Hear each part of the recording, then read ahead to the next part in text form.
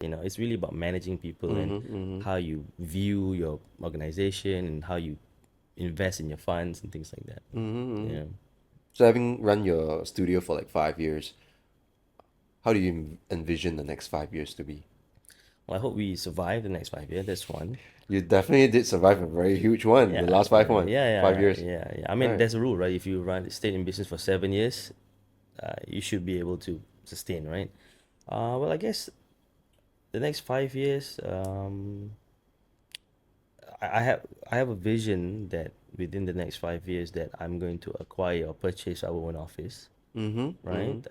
And I want to develop like a commercial space below our office, our studio, so it's accessible to the public, and we can like create an interesting program there. Whether it's a cafe or a Love lifestyle that, man. store or museum or gallery, and upstairs will be our studio. So me and my business partner, we're looking at how we can scale the business right now and invest in property, and then really make sure that StudioThree has like a proper HQ and just build from there. That's our 5 year plan now.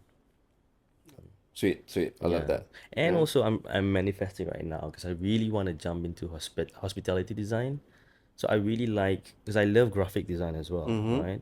So I really want to take on a project that not big, not like a huge hotel, but like a small like little boutique hotel where Studio 3 gets the opportunity to like really develop the design direction, like all the way from the wayfinding to the uniforms, to the restaurants and the rooms. Yeah, so that's something that I'm hoping to penetrate into in I terms love of that, man. I think project. it's Yeah, also something that we should shine some limelight on yeah. how important these wayfinding signages are. Oh yeah, man. And that's where I always like emphasize to my team, it's Yeah, like, oh, do you have a section where you talk about like how to go toilet? How yeah, does it feel, yeah. going through that How journey? does the interior of the building like communicate with you that the restroom is there, right? Because to me, like the wayfinding of a space really is like the charm of the space. Yeah. Like when you see a space that has like very well executed or very interesting wayfinding, you feel like wow, you guys really considered that. Yeah. It speaks so much Small about the little touches, space. right? Yeah, yeah. And it speaks to you. The space speaks to Yeah, you. yeah. If Yeah. you travel, I mean, if you go to like like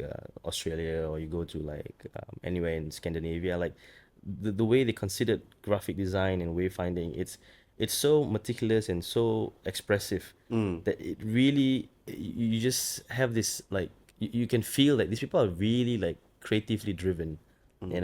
I love spaces that wayfinding is not an afterthought.